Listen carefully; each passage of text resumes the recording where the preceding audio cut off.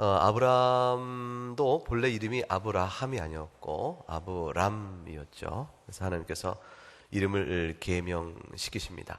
이름을 바꿔준다는 것은 하나님이 그 사람의 삶의 모든 문제, 그에게 주어질 복, 그 모든 걸 통제하시는 주권과 권세를 갖고 계시다는 사실을 우리에게 말씀해 주는 것이죠. 아브람의 이름이 바뀐 것과 관련돼서 우리는 17장 2절에 보게 되면 내가 내 언약을 나와 너 사이에 두어 너를 크게 번성하게 할 것이다 하신 그 약속, 6절에 보게 되면 너로 심히 번성하게 하리라 하신 약속을 이어서 그 번성의 내용을 여러 민족들이 내게 나올 것이고 민족들을 다스리는 왕들이 또한 내게 나올 것이라 하고 말씀을 했죠. 이렇게 이제 후손이 민족이 나올 것이요 왕이 나올 거라는 사실에 덧붙여서 그 다음에 8절에 가게 되면 땅을 주실 것을 또 약속하거든요. 그래서 이렇게 이와 같은 내용들이 아브라함이 되므로 민족의 아버지가 되어지는 그 복의 내용이 무엇인가를 이렇게 말씀해주고 있습니다. 근데 오늘 본문에 보게 되면 이것은 비단 아브라함의 문제가 아니고 그의 아내 사레와도 관계가 되는 것이라. 주님께서 좀 더 구체적으로 조금씩 하나님이 아브라함에게 줬던 약속, 그 언약의 복이 무엇인가를, 어떻게 그것이 이루어질 것인가를 조금씩 계시를 해주시는 거예요. 창세기 12장에 가서는 아브라함을 불러 내가 너에게 지시할 땅으로 가라 이렇게 말씀하시고 거기서 복의 근원이 되겠다 하신 말씀, 13장, 15장, 17장 이어오는 가운데 하나님이 그 언약의 복을 계속 반복해 하시면서 조금씩 새로운 문을 열어주시죠. 그래서 오늘 본문을 읽었더니까 이제 아브라함만 이름이 바뀐 것이 아니고 사레도 사라로 이름이 바뀝니다. 그래서 오늘 읽었던 15절에 보게 되면 내 아내 이름을 사레하지 말고 사라라 하라. 왜 그렇죠? 그것이 바로 또 열국의 어미요 많은 민족의 어미가 될 것이라 이렇게 이름을 붙여줍니다. 그러니까 아브라함에게 주었던 계명의 이유와 그리고 사레를 또 사라로 바꾸는 계명의 이유가 똑같은 것입니다. 많은 민족의 아버지요 어머니가 될 것이라 그 이름을 바꿔줍니다. 이렇게 이름 바꿔준 것은 어떤 의미가 있었겠어요? 적어도 이스마엘은 아니라는 것이죠. 즉 말하자면 하갈은 아니라는 것입니다. 즉 하나님께서 즉 아브라함에게 복을 준 것과 관련돼서 그 복을 실행해 나가는 과정 속에서 하갈도 아니요 이스마엘도 아니라는 것입니다. 그럼 도대체 뭔가 이제 사라에게 아들이 있을 것을 예언하시거든요. 그러니까 사라의 이름을 사라로 바꾸시면서 단순히 계명한 것에 끝낸 것이 아니고 이름을 바꿔주면서 하나님이 놀라운 약속을 줬어요. 그게 뭐냐면 사라에게 내년 이맘때에 아들이 있을 것이라 하고 약속을 주십니다. 이 약속을 주시면서 그 아들의 이름을 이삭이라고 얘기하시고 이름 바꿔준 걸 연결해 보게 되면 결국 내가 12장부터 말씀하셨던 하나님이 아브라함에게 줬던 그 축복의 내용들은 그 모든 놀라운 복들의 내용은 전부 사실 이제와 분명한 건데 아브라함 너 하나를 통해 이루어진 것이 아니라 너와 아내 된 사레와의 관계 안에서 내가 이것을 이룰 것이라. 그러니까 이제 아브라함이 그 약속을 받을 때 좀 기가 막힌 것이죠. 이게 왜냐하면 지금 자기 나이가 몇이고 도대체 사라의 나이가 도대체 몇입니까? 근데 하나님께서 어쨌건 아들을 낳을 것이요 그 아들을 이삭을 할 것이요 그것이 바로 그를 통하여 내가 이삭과 언약을 맺음으로 내가 아브라함 너에게 준 약속을 언약을 이루겠다 이렇게 말씀하니까 아브라함이 민족의 아버지가 되고 사라가 민족의 어미가 되는 그 놀라운 복의 내용이 무엇인가를 설명하는 중요한 기점이 마련되는 거예요. 그냥 육의 후손이 번성되는 것은 아닌 것을 금방 알 수가 있어요.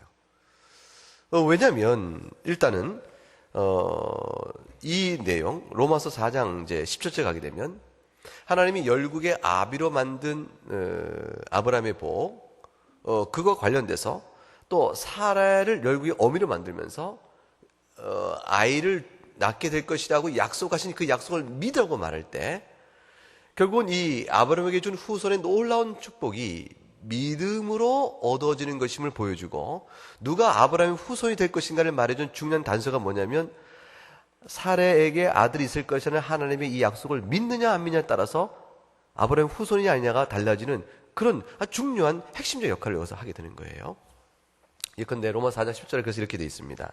지지난번에 열국의 아비가 되는 아브라함이 축복의 내용이 무엇인가를 우리가 볼 때 살펴봤던 것인데, 하나님께서 내가 너를 많은 민족의 조상이다, 아브라함으로 만들겠다, 그 약속을 하시니까 아브라함이 그것을 믿었습니다. 근데 그 믿음은 예사로운 믿음이 아니고 하나님이 죽은 자를 살리시는 믿음이라, 없는 것을 있는 것을 부르시는 믿음이라. 그러니까 불가능한 것을 믿는 믿음이죠. 이게 자기가 생각할 때는 안 될 일을 믿는 믿음이죠.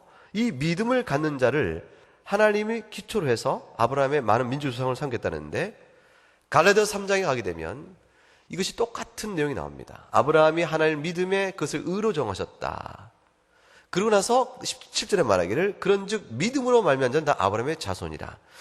그러니까 아브라함의 자손이 누구인가를 말할 때 아브라함이 하나님을 믿은 것처럼 또한 그들도 믿는 자가 아브라함의 자손이 되어진다.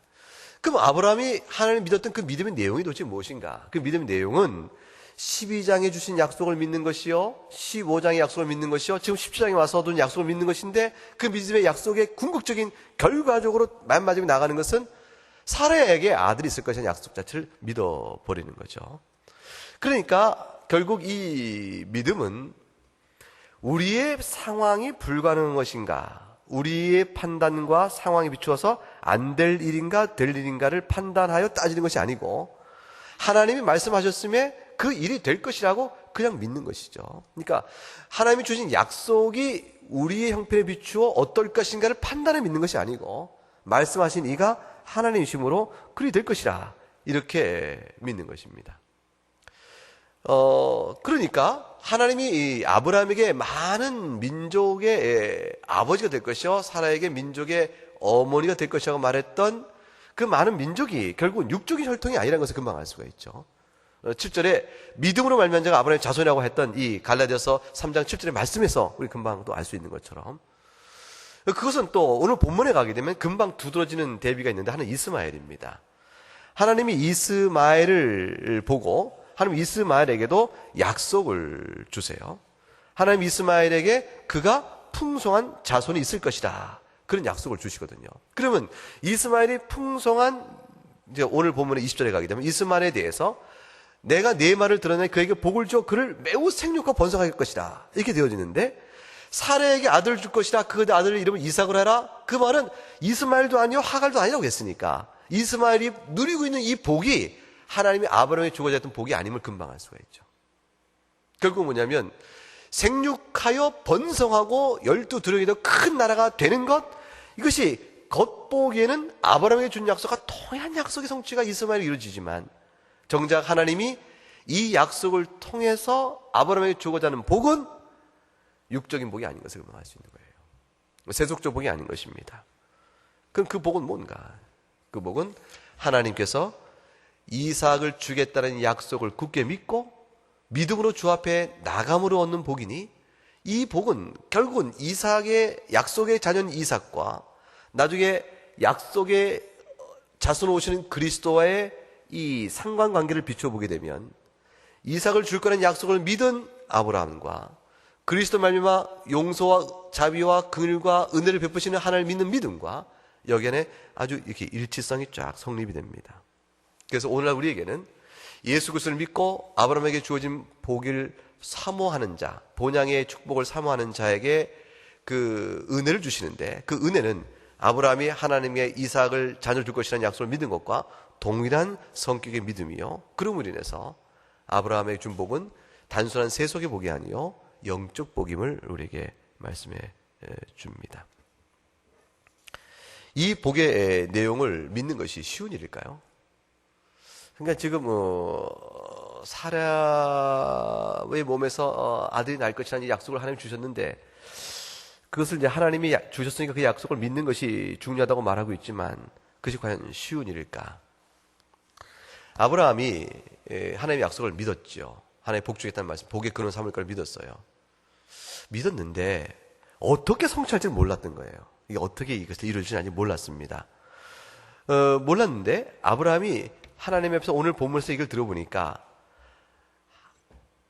사라의 몸에서 날짜가 약속의 자녀라고 한 말을 들으니까 아브라함이 하나님의 약속이니까 믿긴 믿는데 너무 터무니없는 약속을 주신 것이죠. 이게 그냥 믿을 수가 없는 약속을 주신 거예요. 그러니까 실제로 한번 생각을 한번 해보세요.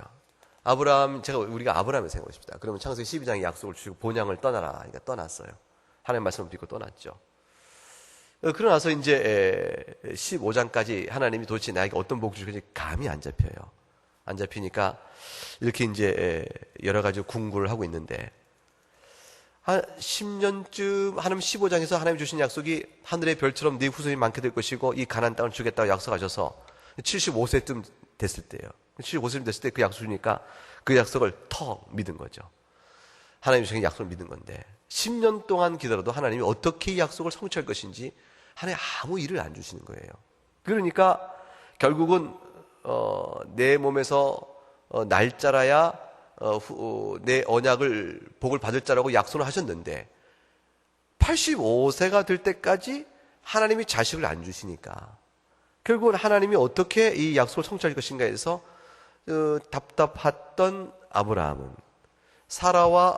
그냥 사례죠. 사례와 더불어서 결국 하나님이 주신 약속 성취의 방법을 스스로 열어가기를 원합니다. 그래서 꾀를 내는 거죠. 그래서 방법을 찾는 것이죠.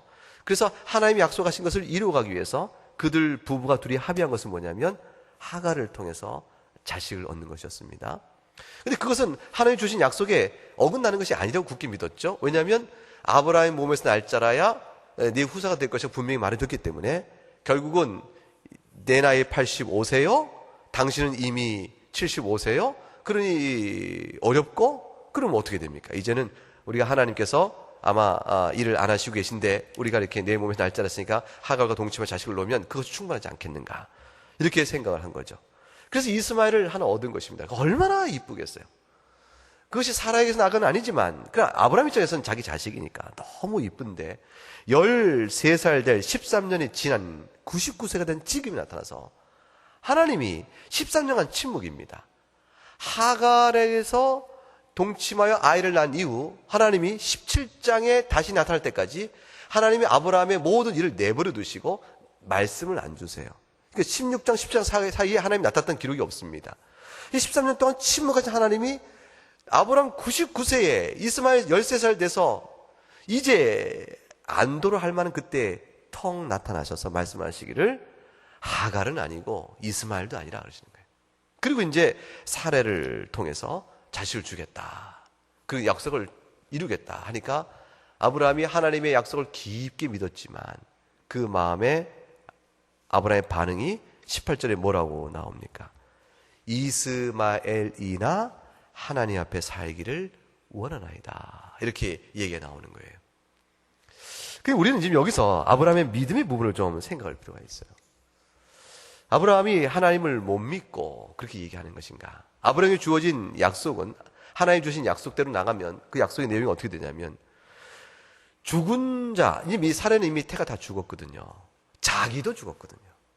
그러니까 하나님이 지금 때를 얼마큼까지 늦게 늦춰주시냐면 결국에는 아브라함이 하갈을 얻어서 자식을 놓을 때까지는 아브라함은 생식이 살아있었고 그렇게 되어지니까 결국은 인간적인 방책으로 하나님 주신 언약을 이룰 수 있는 길들을 모색해 나가고 있을 때였는데 하나님이 그때를 다 죽일 때까지 미루시는 거죠. 그래서 결국 99세가 될 때 나타났으니 사례는 말할 것도 없고 아브라함도 이미 죽은 자죠. 근데 죽은 자와 같은 저희들에게 하나님이 이제 내가 너에게 너희 부부 사이를 통해서 자식을 주겠다고 하셨으니 아브라함이 그 말을 듣고 웃은 것입니다. 웃어버린 거죠. 아브라함이 그 말을 듣고 웃었을 때 아브라함의 믿음의 상태를 우리가 뭐라고 해석이 될 것인가? 이 부분이 성경 본문 속에서 오늘 숙제 중에 하나의 숙제죠. 전체적으로 우리가 보게 되어지면 아브라함이 웃게 된 내용에 대한 이해를 긍정적으로 보는 사람은 아브라함이 믿음의 조상이니까 아마도 기뻐서 하나님이 기뻐서 그 약속이 너무너무 기뻐서 웃었을 것이다 이렇게 생각하는데 그렇게 보기 좀 어렵죠 사실. 왜냐하면 하나님이 그 약속 주신 것에 대한 아브라함의 대답은 뭐였냐면 이스마엘이나 저의 후사가 되겠습니다. 이렇게 말한 것은 자기 웃음의 내용이 하나님 약속에 대해서 쉽게 받아들이지 못하고 있는 그런 의심을 좀 내포하고 있음을 우리가 알 수가 있죠. 아브라함의 믿음은 처음부터 온전한 것이 아닙니다. 강한 믿음으로 쌓였다가 또 흔들림이 오고 다시 또 강한 믿음으로 왔다가 또 흔들림이 오면서 그 믿음이 조금씩 변화를 겪어 가는 겁니다. 즉 아브라함은 처음부터 불렀을 때 계속되는 하나님의 약속의 반복 속에서 자신이 굳게 잡았던 하나님의 언약에 대한 확실한 믿음이 있었지만 그 믿음을 성취해가는 하나님의 방법에 대해서는 그가 알 수 없었기 때문에 자기 나름대로 언약의 성취가 이룰 수 있도록 후사를 예비했습니다. 근데 그 예비된 후사가 이미 다 불가능한 상태, 죽은 자와 같은 상태가 될 때 하나님 비로소 나타나서 말씀하시니까 아브라함이 하나님을 향한 믿음의 내용, 약속을 내게 반드시 이루실 것이라는 믿음의 내용과 동시에 성취 방법이 너무나도 믿을 수 없는 만큼 믿을 수 없는 너무나 엄청난 약속을 말씀하시니까 거기 약속에 압도가 되어서 그만 자기도 모르게 다른 제안, 준비된 제안을 하나님 앞에 내놓는 거죠. 그것이 뭡니까? 이스마엘이나 제 앞에서 하나님 앞에 살기를 원합니다 라고 말을 하게 된 것이죠. 그래서 아브라함의 그 믿음이 우리가 로마서 4장에 가게 될 때 4장 17절에 죽은 자를 살리시며 없는 것을 있는 것을 부르시는 줄 아브라함이 믿었다고 되어 있고 4장 18절에 바랄 수 없는 중에 바라고 믿었다고 되어 있고 19절에 가게 되면 자기 몸이 죽었고 사르테가 죽은 것을 알고도 믿음이 약해지지 않았다고 되어 있고 이렇게 되어 있지만 실제로 오늘 창세기 10장에 가게 되면 이 모든 믿음에도 불구하고 이런 로마서의 해석에도 불구하고 실제로는 마음에 의심의 여지가 있었습니다. 그러면 로마서의 해석이 틀린 것이 아니고 결국 로마서의 이 해석은 맞습니다. 그래도 불구하고 창세기 10장의 이 웃음은 의심의 웃음입니다. 그럼 어떻게 조화시키죠? 여기에 로마서 4장 20절과 21절에 답이 있습니다. 로마서 4장 20절과 21절에 이렇게 되어 있어요. 한번 같이 읽어봅니다. 시작.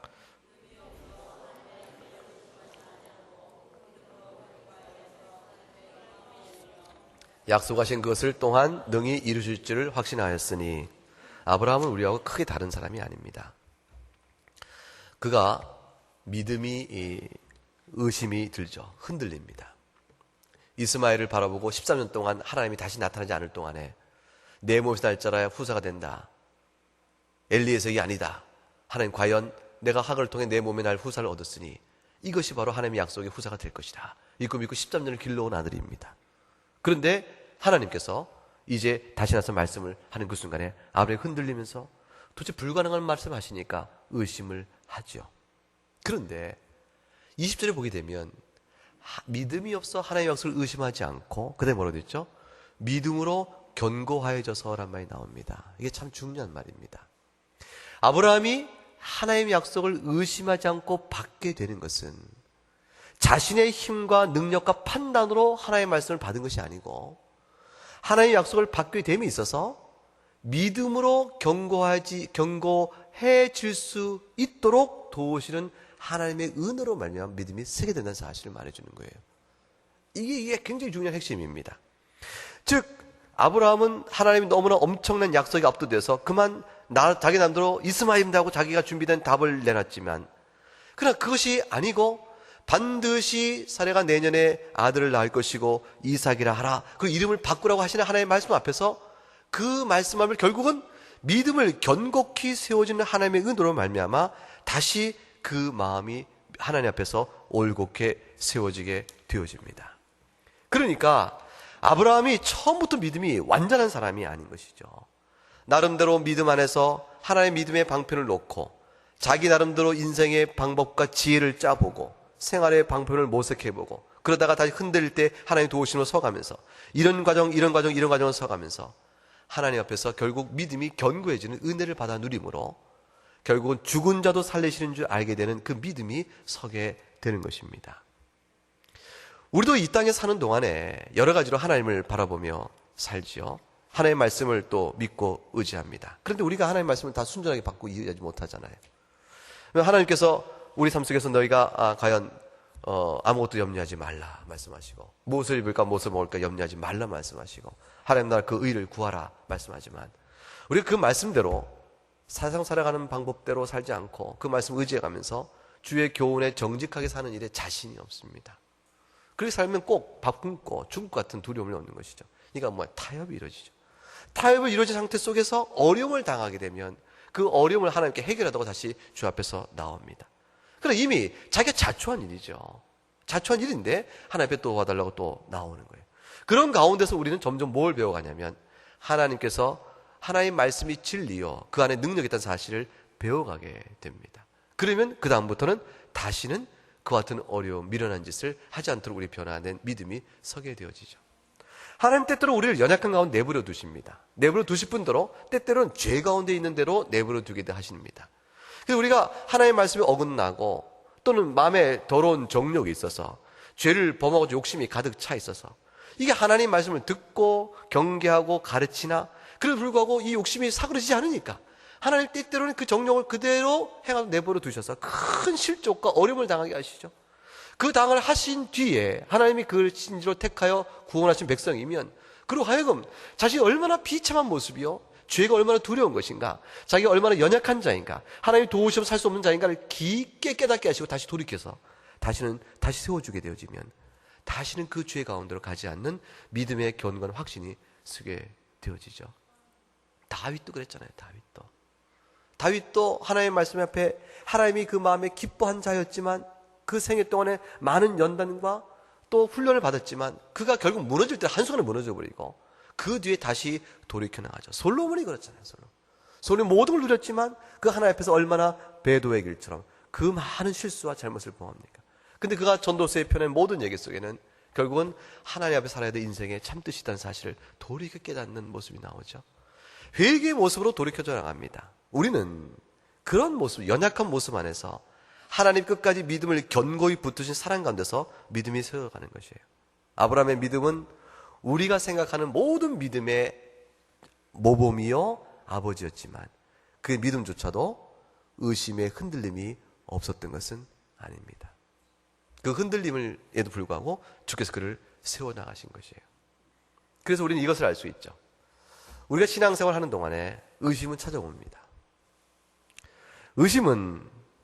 의심이 들었다 해서 그가 신앙이 없는 자라고 이야기할 수는 없습니다. 우리가 믿음 안에 있지만 믿음이 애를 쓰고 있지만 의심이 일어나면서 의심이 그 믿음을 앞도어 갈 수 있는 그런 일들이 있을 수 있습니다. 그 때로는 우리가 진리의 말씀에 대해서 흔들린다고 해서 우리가 그것 때문에 하나님의 자녀가 아니요 구원받은 자가 아니다 이렇게 단언할 수는 없습니다. 그렇지만 하나님이 아브라함의 믿음을 견고히 세워주시죠. 세워주신 다음에 결국은 과연 수태되어지는 일을 보게 되어지면서 하나님이 죽은 자 가운데서도 생명을 살리시는 부활의 하나님이요 생명의 주인을 알게 되고 아브라함 믿음이 견고해지게 서게 되거든요. 그 견고하게 세워지는 그 모든 모습을 보게 될 때 우리는 이것을 알죠. 참된 신앙은, 강한 신앙이요 굳건한 신앙이요 진실된 신앙은 의심과 항상 함께하는 것은 아니라는 것입니다. 의심이 있다고 흔들려서 우리가 흔들릴 수는 있지만 그러나 견고한 믿음이요 진실한 믿음을 쓸 때는 의심을 이겨내 가야 합니다. 그래서 의심을 물리쳐 나가야 되죠. 하나님이 그것을 원하시는 것이죠. 하나님을 향한 절대 신뢰를 우리에게 원하고 계십니다. 따라서 그와 같은 상황은, 이와 같은 내용은 우리에게 이것을 말해줍니다. 우리가 놓여있는 현재 상황을 보지 말고 하나님을 보라는 것입니다. 우리가 살아가는 동안에 내 형편이 어떻고 또 생업의 형태가 어떻고 이런 내 건강이 어떻고 이런 모든 어떤 이런 상황의 어려움을 보지 말고 하나님을 바라보면서 주께서 진실로 주의 은혜를 구하고 간구하고 믿음으로 나가는 자에게 하나님께 외면치 아니하시고 우리를 보살펴 주시는 긍휼의 손길을 놓지 않을 것이다. 그 사랑을 굳게 믿고 하나님께 강렬히 매달리는 겁니다. 그럼 믿음으로 굳게 나가는 겁니다. 지금 상황이 기도한 지 6개월 되는데 변하지 않아도 흔들리지 말고 그냥 나가는 겁니다. 의심 들어올 수 있는데 상황이 안 변하니까 상황 안 변하니까. 지금 내가 하나님 앞에 작정하고 지금 3개월 되는데 무슨 상황이 변했는가? 상황은 불가능을 얘기하는 거고, 상황은 침묵을 얘기하고, 상황은 하나님이 안 계신 거고, 하나님이 주무시는 것처럼 말해준 거고, 하나님이 날 도와주지 않는 것처럼 상황은 엄청난 증거가 있다고 아무리 압박해 보더라도, 상황은 100세된 99세는 아브라함에게 자식이 있을 수가 없는 것이죠. 상황은 꽉 막혀 있는 것 같아도 그래도 믿고 나가는 겁니다. 의심이 들 수 있지만 흔들지 말고 믿고 주 앞에 기도하고 나가는 겁니다. 하나님 도움을 구하고 간절히 구하면, 그러면 하나님의 절대 선하심과 그의 능력과 지혜를 믿고 하나님이 내 인생을 아시는 바됨으로 이끌어 주실 것이라. 내가 구하는 바대로가 아니면 하나님이 선한 다른 것을 응답하실 터인데 주께서 어찌든 나의 살 길을 열어주실 것이라 믿고 의지하고 나가면, 그러면 응답을 받습니다. 우리에게 주시는 약속의 말씀입니다. 아브라함의 웃음에서 배우는 교훈이 뭔가? 결국 믿음의 자손이, 우리는 아브라함의 믿음의 후손들이죠. 아브라함에게 주신 아브라함의 하나님은 곧 우리의 하나님이시죠. 아브라함을 붙든 하나님은 곧 우리의 하나님이십니다. 그러므로 흔들림 없이 그대로, 의심은 찾아올 수 있으나 그러나 그것 때문에 흔들림 없이 더욱더 견고하게 하나님의 은혜를 구하면서 나아가는 것이 우리의 기도가 되어야 될 것이다. 하나님께서 그 견고한 믿음을 세워주시기를 기뻐하신다. 그래서 아브라함조차도 믿음의 조상이 된 것이다. 처음부터 강한 믿음은 아닙니다. 우리의 믿음도 그와 같이 주의 은혜로 견고해질 줄로 압니다. 우리 한 번씩 기도 한번 하도록 하겠습니다. 우리 이 시간에 다 같이 하나님, 의심이 우리 가운데 들 수 있음을 주께서 아시고, 그러나 그럼에도 불구하고 우리의 부족에도 불구하고 우리를 하나님 끝까지 붙들어 주신 그 사랑을 생각하면서 강한 믿음이요 굳은 믿음으로 우리도 아브라함처럼 견고한 믿음으로 나아갈 수 있도록, 비록 의심했던 아브라함이지만 주께서 책망하고 내치지 아니하시고 오히려 그 가운데 있는 하나님의 언약에 대한 약속에 압도되어져서 그가 가졌던 그런 연약함을 보시고 그를 세워서 결국 믿음의 조상으로 세워졌던 그 사랑을 생각하면서 주여 우리도 하나님 도와주시옵소서. 상황이 어렵더라도 믿음 가운데 흔들림 없이 주 앞에 엎드려 기도하며 하나님 의지하고 나가는 저희가 되게 하옵소서. 우리 합심해서 우리 믿음을 돌아보면서 한번 기도하겠습니다.